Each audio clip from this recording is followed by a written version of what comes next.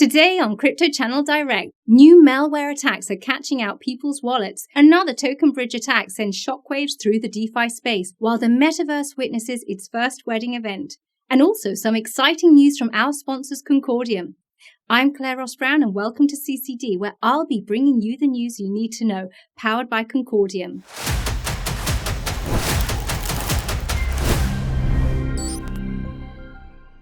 In a security research report, crypto wallet users are being warned against a new malware designed to steal crypto from browser extension wallets. The new malware, Mars Stealer, is an upgrade of a Trojan malware from 2019, and it directly targets crypto wallet browser extensions such as MetaMask, Binance Chain Wallet, and Coinbase Wallet. This news is just part of the latest in a recent string of reports showing cryptocurrency's darker side. According to another report, this time from the blockchain security firm Chainalysis, cryptojacking accounted for 73% of the total value received by malware-related addresses over the last 4 years. Chainalysis states, while most tend to focus on high-profile ransomware attacks against big corporations and government agencies, cybercriminals are using less sophisticated types of malware to steal millions in cryptocurrency from individual holders. Some cyber theft has been attributed to individual hackers, whilst other reports demonstrate rogue nations getting in on the action. Reuters recently cited a United Nations report that claimed hackers controlled by North Korea have continued to target financial institutions and crypto platforms such as exchanges. The report claims North Korean cyber actors stole more than $50 million between 2020 and the mid-2021 from at least 3 cryptocurrency exchanges in North America, Europe, and Asia. Now, despite these attacks, help may soon be on the way. This week, Google announced a new cyber threat detection release, and through Google Cloud, this release detects crypto mining malware used inside virtual machines. Google is hopeful that this release will deter and reduce cryptojacking incidents. Do you think that there needs to be a rapid innovation in crypto security and custody to prevent cyber crypto theft? And what should those advancements be? Let us know in the comments below. Let's jump into our segment, Learn with CCD. This week, we're discussing smart contracts and the role that they play in making blockchain such a powerful technology. So a smart contract is a self-executing contract with the terms of the agreement between the buyer and the seller being directly written into lines of code on the blockchain. The code and the agreements exist across a distributed, decentralized blockchain network, and this means that there are no middlemen to facilitate the contract, and it's also irreversible. These smart contracts have huge value in today's digital world as they can be used in numerous use cases, and they also offer speed and efficiency, trust and transparency, as well as blockchain security. Ethereum was the pioneering blockchain to make smart contracts workable today, and from these early beginnings, an entire ecosystem of powerful blockchains that can execute many different functions has sprung forth. If you're enjoying today's show, like and subscribe and join the discussion in the comments below. Yet another token bridge has suffered a malicious attack where tokens were minted through a smart contract exploit that led to a cascade effect across DeFi networks.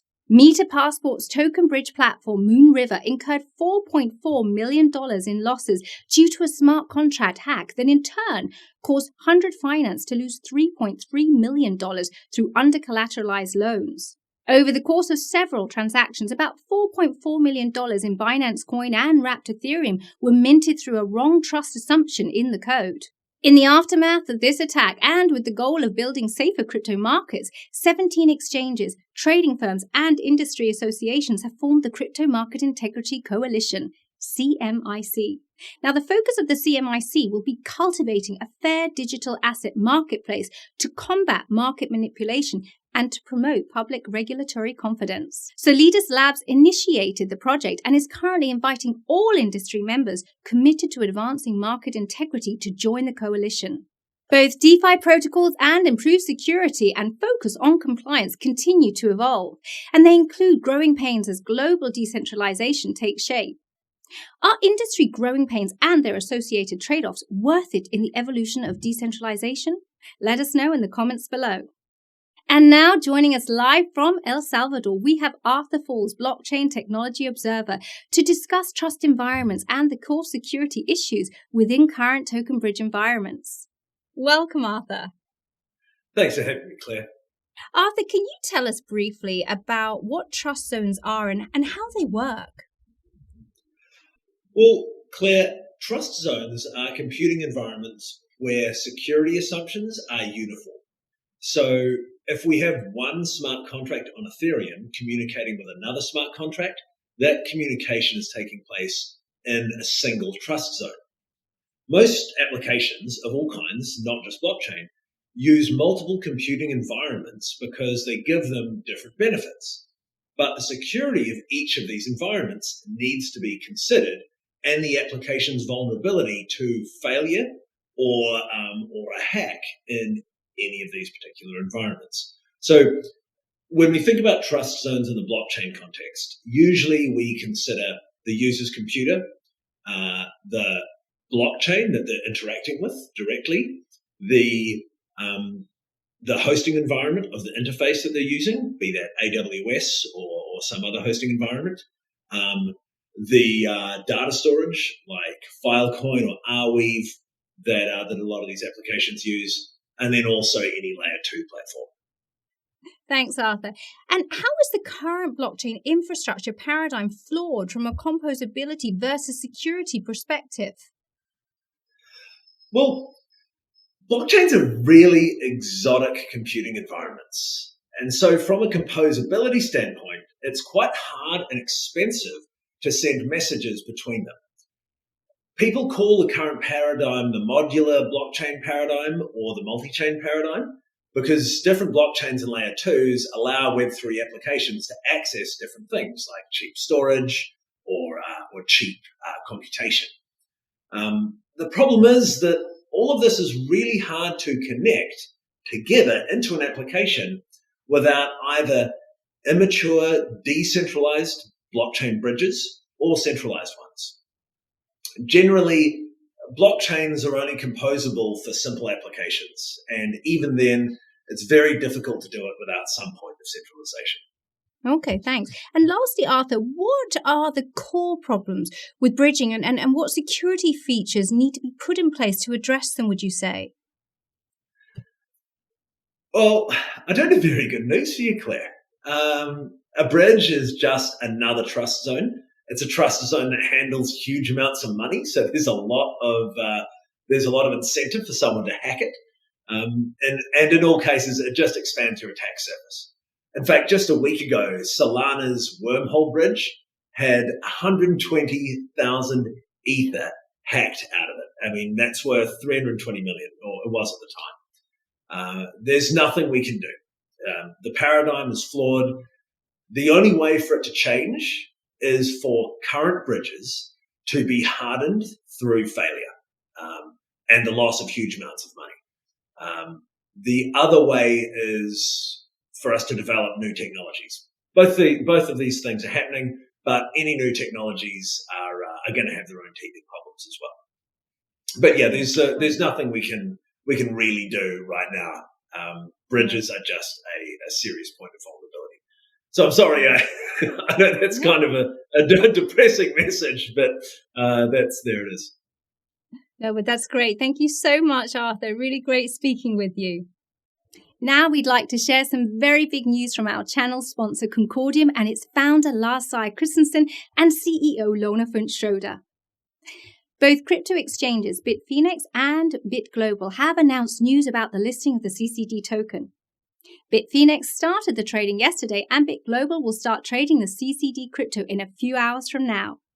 Concordium's blockchain is the world's first with identification as a prerequisite to meet regulatory requirements. It has a high capacity and instant transaction finality. A few hours after the exchange's announcement, the iconic cafe Dan Terrell in Copenhagen announced that they will now accept payments in CCD, and there seems to be many more who are eager to accept the CCD. Concordium also just announced that Uber's Kåre Kjellström, who comes from one of the most successful high-profile Silicon Valley startups, will take the responsibility for the product. It will be interesting to follow Concordium's fascinating journey in the future of Web3 business models, and it seems to be geared to take the lead as the first in a total new generation of blockchain technology, sustainable and with regulatory compliance readiness at its core.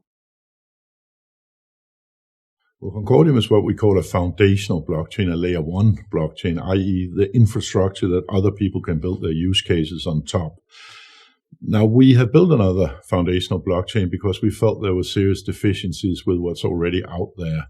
So we have built a very, very solid science background for this blockchain. We have used a corporate tech approach, and we have a lot of people with business understanding what people really need from a blockchain. And most importantly, we have this ID layer that we have introduced at the protocol level. So you cannot access the Concordium blockchain without being ID'd. And ID is the cornerstone for any serious business adoption. You need to know that the person that you're interacting with or the company that you're interacting with is in fact the person and the company that they give themselves out to be. So the ID layer is important because we have regulation coming into blockchain and cryptocurrencies now. And by this, we are regulator ready. All transactions will come with this identity stamp. The CCD, the token, is needed in order to pay for the transactions on the blockchain. On our blockchain, it is cheap to transact, and the transaction fee is stable in euro terms and going towards zero, so to speak. Finally, an Arizona couple celebrated the first wedding ceremony ever in the Metaverse this past Saturday, getting married in Decentraland in front of a virtual crowd of 2,000 people. The wedding ceremony for bride and groom Ryan and Candice Hurley was held on Rose Law Group's Metaverse estate. The law group developed a meta-marriage framework by incorporating a virtual premarital agreement, which identified the couple's virtual identities and digital assets as recorded on the blockchain as a non-fungible token. The wedding didn't occur without some technical issues, however. Decentraland failed to properly account for the number of guests the NFT gifts for attendees were claimed just after 20 minutes into the wedding, and the groom's avatar was left alone at the altar as the bride's avatar failed to make an appearance for some guests. Luckily, the couple also sealed their vows in person via a live stream. Now, this wedding may have been the first of its kind, but it was surely not the last. As more people get married virtually, the issues are certain to be worked out in due time. What other first-time events are you looking forward to seeing in the future of the Metaverse? Let us know in the comments below. Thank you for joining us on Crypto Channel Direct, powered by Concordium. Don't forget to like and subscribe by hitting the button below, and we'll be back next week with news that you need to know. Until then, I'm Claire Ross Brown. See you next time.